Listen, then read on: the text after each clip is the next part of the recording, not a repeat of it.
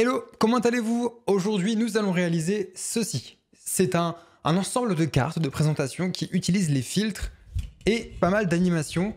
Et l'effet en question, c'est ceci. C'est-à-dire que quand on va survoler une des cartes, elle va se surélever, les autres vont devenir floues. On verra toujours les titres pour justement voir un petit peu, par exemple, si je veux aller au Japon, par exemple cet été, je vais sur la carte du Japon et je vois qu'il y a le titre Japon. Si on cachait les titres, on aurait du mal à se repérer et je trouve que ce serait pas forcément sympa. Du coup, voilà un petit peu ce qu'on va réaliser, c'est-à-dire qu'on va réaliser réellement un projet qui va nous permettre ici d'afficher des cartes de voyage, mais vous pouvez modeler ce projet avec vos besoins, par exemple pour présenter votre groupe de travail ou pour présenter vos derniers projets sur votre portfolio ou encore vos 4 derniers articles sur votre blog. On peut vraiment faire beaucoup de choses avec ce projet, sachant que les images, on va les retravailler derrière avec du CSS pour justement qu'elles aient toutes un semblant de, vous savez, au niveau de l'opacité, au niveau de la saturation, on va retravailler tout ça avec du CSS. Donc on a un beau petit programme aujourd'hui, on va commencer tout de suite parce qu'on en a pour un petit moment je pense. Pour commencer donc on va avoir une division. La division qu'on va créer va regrouper toutes nos cartes, donc je l'ai appelée Cards. Je vais juste zoomer un petit peu, voilà, comme ça on est bien. Nous aurons ensuite nos cartes. Nous aurons la carte numéro A, la carte numéro B, la carte numéro C, etc., etc., etc. Chacune de ces cartes va posséder un lien. Donc on aura à chaque fois une balise qui va mener vers quelque part, ça peut être vers n'importe où, et toutes ces balises A, elles auront une classe card.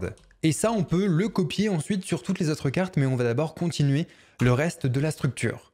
Qu'est-ce qu'on aura ensuite sur une carte? Eh bien, sur une carte, nous aurons une division avec une classe card background qui contiendra notre background. Nous passerons le background directement dans l'attribut style, donc on fera un background image qui sera égal à URL quelque chose, et ensuite on va pouvoir fermer notre division et fermer également correctement notre attribut. Une fois qu'on aura tout ça, on aura donc notre background qu'on va venir afficher grâce à CSS, et nous aurons une autre division qui va contenir tout le contenu de notre carte, de cette manière-là. Pour pouvoir sélectionner tout ça, on va l'appeler carte. Donc pas carte background, mais card background, et ici ce sera card content. Et dans card content, j'aurai par exemple voyage comme catégorie, et comme titre à afficher, j'aurai un titre de niveau 3, et ce sera par exemple le Japon. Voilà. Là ici, on a tout le code de base HTML qu'on va utiliser pour nos cartes. On peut maintenant copier tout ça et on va le coller pour nos autres cartes, ici aussi, et enfin sur notre carte numéro D. Et puis on va changer les villes. Alors moi personnellement j'avais choisi Japon, États-Unis, c'est qu'une démonstration bien sûr. Ensuite on avait la France, puis on avait le Canada. Donc maintenant qu'on a tout ça, on va essayer de personnaliser les backgrounds. Pour trouver des backgrounds sympas, on a le site unsplash.com qui nous permet de trouver des images libres de droit et je trouve que c'est plutôt sympa parce qu'en plus les photos sont assez belles. Par exemple pour le Japon, on va pouvoir prendre, alors au niveau des dimensions, peu importe, puisqu'on va les gérer avec CSS. Voilà, cette photo-là, elle est vraiment très sympa. Je copie l'adresse de l'image et je peux le coller dans mon URL. Et je fais pareil pour le reste. Donc maintenant, pour États-Unis, on y va. États-Unis. On va prendre cette photo-là, copier l'adresse de l'image et on colle. Ici, vous pouvez reprendre soit les photos que j'utilise dans le code source qui est disponible dans la description de cette vidéo, soit vous pouvez choisir vos propres images. Moi, je vous recommande peut-être de choisir vos propres images pour que ce soit votre projet. Pour la France, est-ce qu'on a une petite tour Eiffel quelque part? Alors, voilà, je vais reprendre la photo que j'ai utilisée dans la démonstration. Donc, hop, pour la France. Et pour le Canada, c'est pareil, on va chercher une image. Canada. Et ici, qu'est-ce qu'on a? Ça par exemple, le savant du rêve, c'est parfait pour mon site de voyage. Voilà, écoutez maintenant, notre code HTML est terminé. On va pouvoir styliser tout ça avec le CSS. Pour le CSS, on va commencer par réinitialiser toutes les marges. Donc margin 0, padding 0 également. On va faire un box sizing border box. Et puis je pense qu'au niveau du... ce sera tout, je pense. Alors peut-être que pour les bordures, on va également les retirer. Et voilà, ça suffit largement comme ça. Maintenant, dans Body, on va juste faire un background 13, 14, 16 et on va faire un padding de 50 pixels. C'est tout. On ne va pas utiliser Flexbox pour centrer nos cartes au milieu de la page. On n'en a pas vraiment besoin ici. Parce que ce sera notre classe Cards qui va s'en occuper. Et on va changer un petit peu cette fois-ci dans cette vidéo, puisqu'on va utiliser les grilles CSS. On les a tellement peu utilisées, c'est franchement dommage, parce qu'en plus les grilles, c'est vraiment quelque chose de très simple à utiliser. Donc première chose, on fait un display grid. Ensuite, on va avoir une approche mobile first, c'est-à-dire qu'on va d'abord designer nos grilles pour les appareils mobiles, donc si on est sur un petit écran. Et ensuite, on utilisera les Media Queries pour pouvoir afficher plus de contenu si on est sur des écrans plus grands. Donc là, je vais faire un grid template column qui est égal à repeat 1 fr. Donc on va répéter une seule fois 1 fr, donc on va prendre toute la place disponible, car 1 fr veut dire tu prends toute la largeur disponible. On va essayer de centrer notre grille, donc avec un margin auto. On va également faire un width de 100% et un max width de 1200 pixels. Donc au-dessus de 1200 pixels, notre contenu va être centré. Je vous l'ai dit, on utilise une approche mobile first. Ici, si j'agrandis mon écran, alors il faut que je sois à 100%, on voit que si, à partir d'une certaine taille, donc au-dessus de 1200 pixels de largeur, le contenu reste centré. Si je le réduis, ça prend 100%. Avant de continuer, on va juste rajouter un S à Grid Template Columns. Et maintenant, on va pouvoir écrire nos médias. Donc add media. Et si l'écran est supérieur, donc min width à 540 pixels, dans ce cas, je veux qu'il y ait 2 colonnes sur ma grille pour qu'on puisse afficher une carte à gauche, une carte à droite. Donc je vais passer Grid Template Columns dans ma classe Cards. Grid Template Columns à 2 fois 1 fr. Donc je vais diviser l'espace disponible en 2. Et normalement, si je ragrandis mon écran, j'ai bien mes cartes qui s'affichent côte à côte. C'est merveilleux. Maintenant, on va faire la même chose pour les écrans qui sont supérieurs à 960 pixels. Donc on peut copier tout ça, on va le coller et on va préciser 960 pixels. Dans ce cas, on ne veut pas 1, on ne veut pas 2, on ne veut pas 3, mais on veut 4 espaces de 1 fr pour coller nos cartes côte à côte. Là, normalement, si je ragrandis, que je dézoome, j'ai bien mes cartes qui se mettent côte à côte. Donc c'est parfait, c'est exactement ce que je souhaite faire. Le souci qu'on a actuellement, c'est que nos cartes, par contre, elles sont collées. On le voit, les titres de nos cartes sont collés. Donc on va ajouter dans la classe Cards un grid gap de 24 pixels. Voilà, parfait. Là, nos cartes ne seront plus collées. Nous allons maintenant styliser nos cartes une par une avec leur background. Donc je vais prendre ma classe Card dans un premier temps, et comme je vais avoir pas mal d'éléments en position absolue, par exemple tout ce qui sera mon contenu, ce sera vraiment une position absolue, donc je vais passer un position relative, comme ça les éléments en position absolue vont être en absolu par rapport à ma carte, et pas par rapport à body. C'est important de le faire si on veut pas qu'il y ait des titres qui se baladent sur notre page. Maintenant on va s'occuper de notre background avec card-background, et là on va pouvoir styliser pas mal de choses. Premièrement, on va faire un background size cover et un background position center. Background position center. Voilà. L'objectif maintenant va être de faire en sorte que notre background prenne 100% de la largeur et de la hauteur.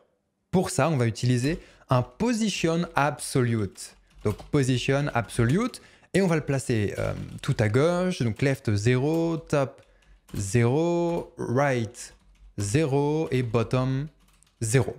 En faisant ça, le background va prendre toute la largeur, donc tout le côté gauche, tout le côté droit, en haut, en bas. Alors il a dû avoir un petit problème dans notre HTML. Ah bah là par exemple, on a oublié le signe égal. Donc je vais ajouter le signe égal. Parce que sinon, mon position relative ne va pas se mettre et forcément du coup, on le voit en image, mon background va prendre toute la largeur et toute la hauteur de body. C'est pas du tout ce qu'on veut. Là, on a quelque chose d'un peu plus sympa déjà, et quand j'aurai agrandi, normalement, voilà, les cartes suivent sans problème. Pareil, si je agrandis encore, voilà, on a nos 4 éléments côte à côte. Super. On continue un petit peu tout ça. Maintenant, on va donner une certaine hauteur à nos cartes, car actuellement, elles n'ont pas vraiment de hauteur, c'est pas très joli. Pour ça, ici, on ne va pas faire un 8, donc dans la classe card.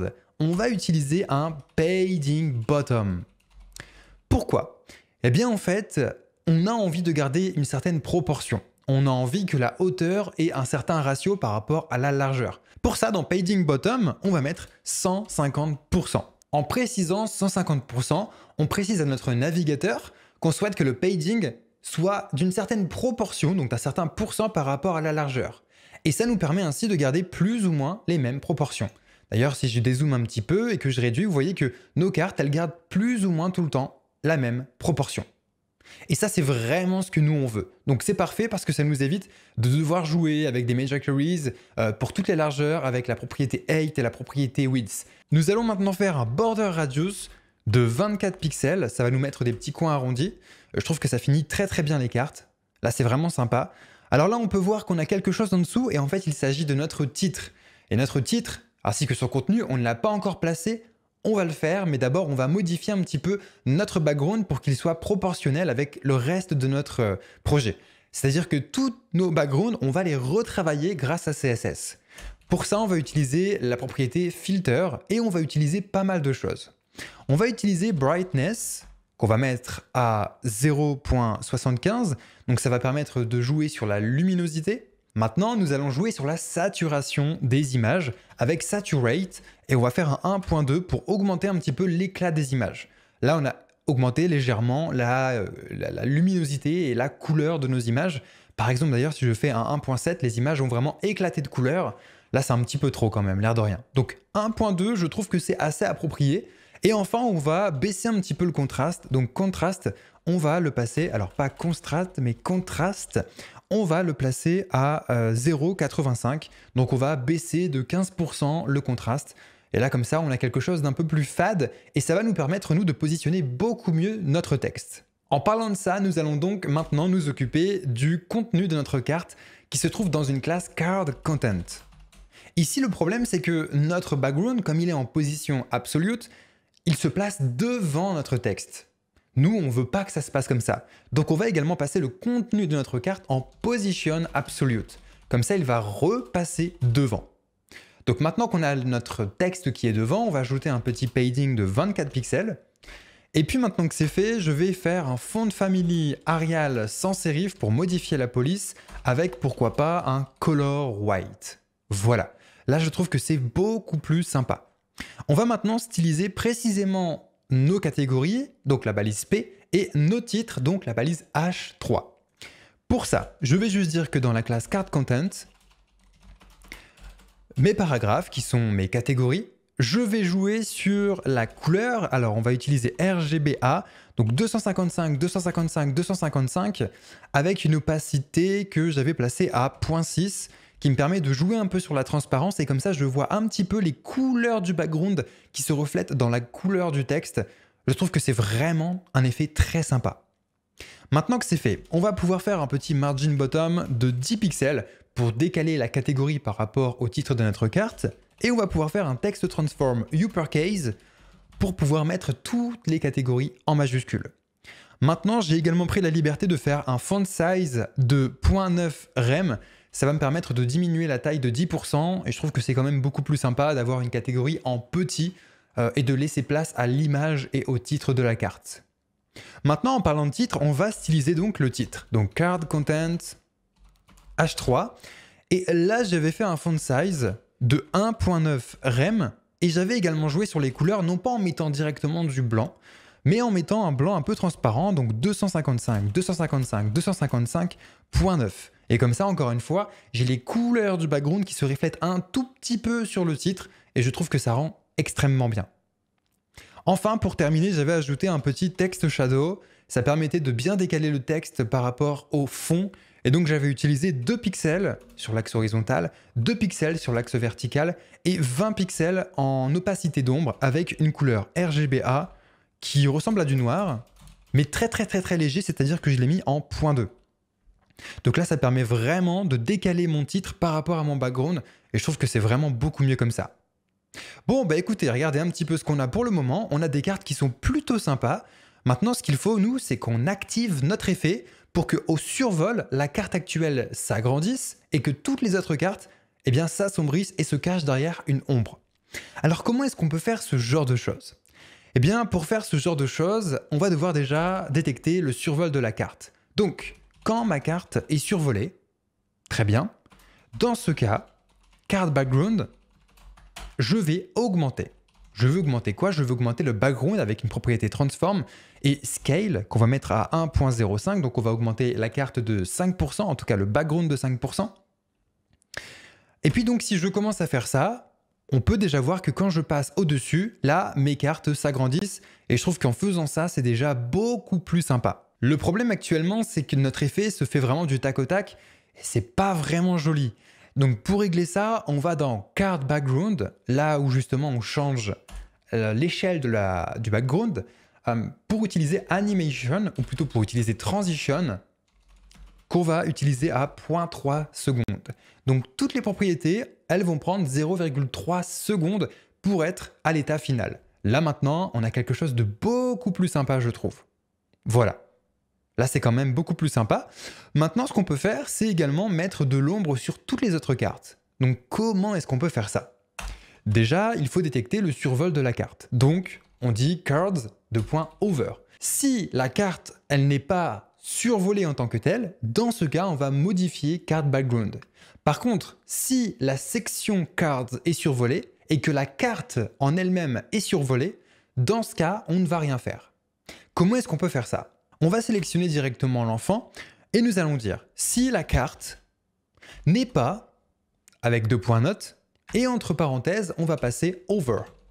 Donc si la carte n'est pas survolée et qu'on est en train de survoler cards, dans ce cas, on va passer dans l'élément enfant encore une fois, card background avec plein d'ombres et on va l'effacer en fait finalement. On va effacer notre background avec pas mal d'ombres.